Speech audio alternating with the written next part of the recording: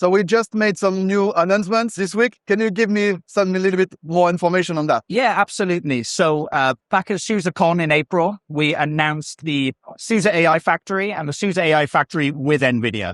So we made that announcement, and we made a commitment to actually make that product available to our customers, as quickly as we possibly could.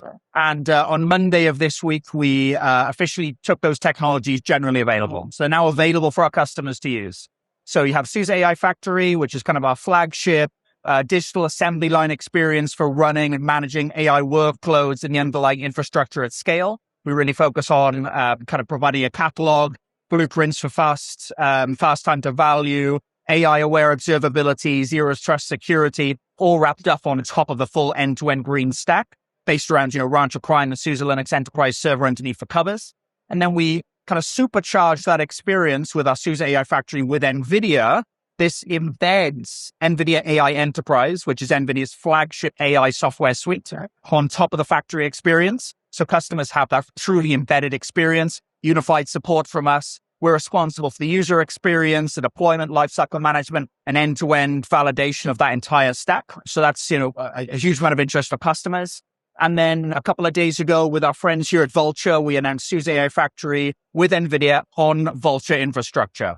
This allows customers to really have complete freedom of choice of where they're deploying their infrastructure.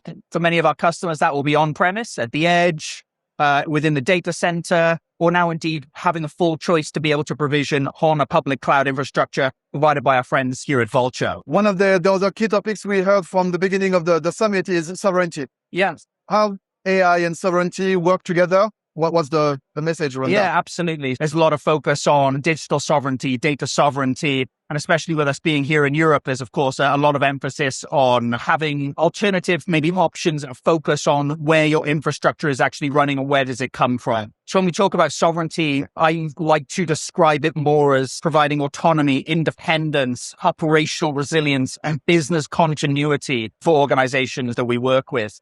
And so our focus really from our software perspective is to help customers deploy infrastructure, deploy their AI workloads within their own sovereignty boundary. And that could be running infrastructure wherever they choose, having full control over their data, which jurisdiction they operate that infrastructure in, and ultimately giving them the full independence and autonomy to deploy that and manage that infrastructure at scale. I think sovereignty is also about being able to consume technology from wherever you wish to. It's not just a European thing.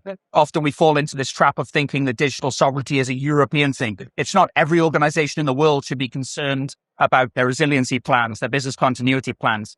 And so I think the push now for sovereignty and alternative options is really driving innovation, it's driving competition, and that can only be a really good thing for businesses.